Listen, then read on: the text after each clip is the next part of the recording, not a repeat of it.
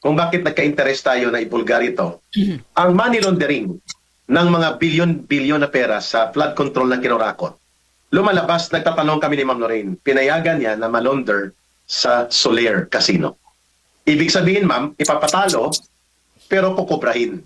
For example, ma'am, ang magpartner na si Henry Alcantara at si Bryce Hernandez, papasok sila ng 50 billion sa Soler na mga casino, ipapatalo nila in a series of games, pero kukunin din nila ang kalahati. Eric, simulan mo sa pinakasimula para maintindihan nila kung ito mga magnanakaw na ito, nagkakaroon sila ng problema dahil ang dami nilang papel, ang dami nilang pera. Diba? Okay, Eric. Correct. At dahil dyan, ma'am, hindi mo yan pwede pasok sa bangko. Bawal.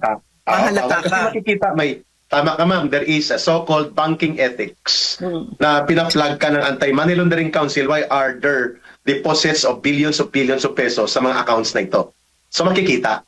Kaya nga si excuse me Eric ha, kaya nga si Martin Romualdez bumili ng bahay sa Forbes para doon imbakin yung pera, yung cash. So, yung pera na yan na ninakaw sa Pilipino, nagiging salot sa kanila, nagiging curse kasi saan natin nilalagay, 'di ba? Kaya nga si Janet Napoles sa bathtub niya nilalagay, 'di ba? Wala na silang paglalagyan. At saka there's an open secret in the military. There was a general, very corrupt general nung nag-retire na siya, forklift ang ang pangkuha niya. Hindi niya alam kung saan niya ilalagay. No? So, kasi tayo mga ordinaryong Pilipino, labas sa karanasan natin yan. Alam natin yung, nasa wallet lang yung pera natin. Kasi hindi tayo mga magnanakaw, hindi tayo mga baliw, di ba? Kasi baliw sila nababaliw sila. So, yan ang problema nila. We have to explain it in those terms, Eric, because it's hard to imagine na, you need a house? At bahay pa sa Forbes Park para paglaga ka ng ninakaw ni Martin Romualdez at ni Bongbong Marcos. Binisabi ko, ma'am, ang nag-utos na bumili ng bahay sa Forbes Park sa Tamarin Street. Si Sandy ko, correct. Sinabihan ni Marcos na doon ang delivery. Kasi ang bahay ni Marcos yata nasa Nara Street Malapit na Inigo Sobel. I've been there sa lugar na yan nung elections 2022. Nakapunta na ako doon, ma'am, dahil nag-briefing kami kay Marcos. Ate Lisa, pero hindi ako nakapunta doon. Ako lang, hindi ako makakapasok dyan. Si Martin nasa McKinley Road at saka sa Manila Polo Club ang kanyang mga villa.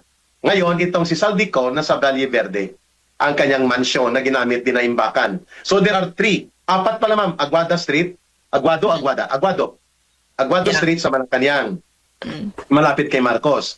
Tamarin Street, si Marcos nagutos. Na doon imbak ang bahay. Ang isa sa 42 McKinley Road, sabi ni Sergeant Gutesa, mali-malit ang dinideliver bahay ni Martin Romualdez. Ang isa sa Valle Verde, sa bahay na kinuha din ni Saldico at binili.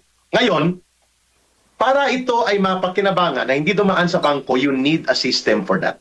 Itong mga bilyon-bilyon na pera nila Marcos. At ang pinakamadaling gamitin, casino. Paano, Eric?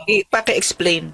Halimbawa, ang cut-out nila, for example, si Alcantara at saka si Hernandez, sila Cabral. Ipapasok nila sa tao nila, magsusugal, kunwari, high-end, high rollers sa casino ng Soler. Tapos, ipapatalo nila hundreds of millions para hindi halata. Pero yun ay pre-arranged to the management. So, nananalo, pero karamihan talo. Kaya na-record na nagpapatalo ng hundreds of millions to billions of pesos itong si Alcantara at si Bryce Hernandez kasi ito ay money laundering. Pagpasok sa casino, income na yun ng casino, pera na ng casino. Hindi na yun pera mo. Kaya pwede mo nang kunin sa likod after that. May partida. For example, for every 1 billion. Nalaban na. Correct. For every 1 billion na pumasok doon, kukunin ng casino ang 200 million or 300 million, 700 million lang ang bababalik. Pero nonetheless, walang record. Walang bank documentation, walang camera na makikita ka sa bangko, walang bank transaction record. So malinis.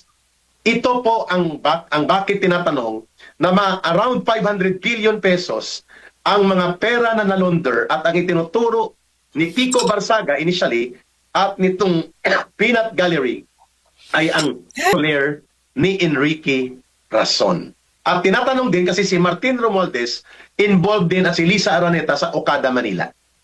Na tinake over nila ito. At ginamit nila dito si General Dibold Sinas para sa pag-take over at ang grupo na ito. So, at ang isa pang sanay na sanay sa money laundering, ang pangalan niya, Kim Wong. Ayun. So, ang si Kim Wong din ang bumili ng Pogo, ang gumamit ng Island Cove ni Boying Rimulya na nagkakahalaga ng almost 3 billion na property. So, mamakita nyo mga personalities. So, si Kim Wong at si Enrique Rason mukhang magka-partner sa casino operations. At pati ang Okada, pinakialaman ni Kim Hong, nila Martin Romualdez, at nila Lisa Araneta. So bakit casino?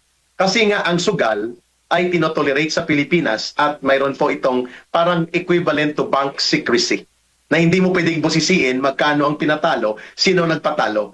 Pero bakit nakakuha ng record si Ping Lacson sa Soler? At upang idiin na kunwari walang kinalaman kina Romualdez at Marcos para madiin si Saldico at mga tauhan sa DPWH. Because ang chief security ni Soler ay si Michael Ray Aquino, na tauhan ni Lacson sa PAOK TF. At bata ni Ping Lacson, bata rin ni Enrique Rason. At bakit biglang pumasok si Vince Dizon out of nowhere nang bago binuo ang ICI at pinaalis si Bunuan dahil si Bunuan pala, Ma'am Lorraine, mga kababayan, involved kay Congressman Gargiola na ngayon ay mayroong 400 billion pesos money laundering questionable transactions involving sa flood control. Kapareho din kay Saldico ang kanyang diskarte, nagbibenta ng mga proyekto, kapareho po ng mga iba pang kongresista like Dong Gonzales at mga alipores ni Tambaloslos. All of them nasa ilalim ng payong ng sindikato ni Marcos. Ngayon, ang aming punto ni Ma'am Lorraine, Enrique Rason now is becoming involved sa shadowy transactions para linisin ang trails o billions of pesos ng pera gamit ang kanyang negosyo na mga kasino. Yan po ang tinatanong ng taong bayan. Totoo ba ito? Mr. Enrique Rason, na nasasangkot ka at naglagay ka ng mga tao kagaya ni Vince Dizon at ni Ping Lacson para gawin po ang pagtatabon-tabon na ma-expose si Marcos bilang mastermind. Ma'am, ang ganitong topic ay hindi masyadong tatalakayin sapagkat this will cost our life. Pwede po tayong balikan, pwede tayong ipapatay ng mga taong ito kasi alam natin ang kapasidad nila. Pero bakit natin tinatalakay ito? Ma'am Lorraine, sensitibo at ito po ay seryoso.